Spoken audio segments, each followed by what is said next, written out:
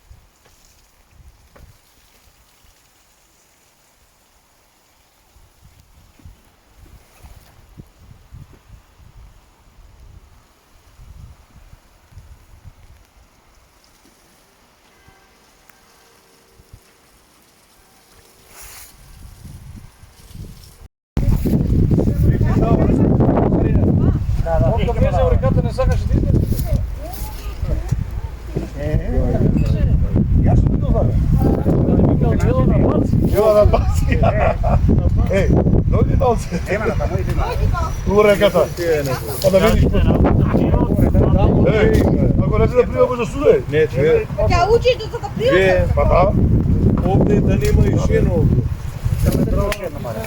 To je razmjena. Pa jedno tamo i dve ovdje, ovo je 4.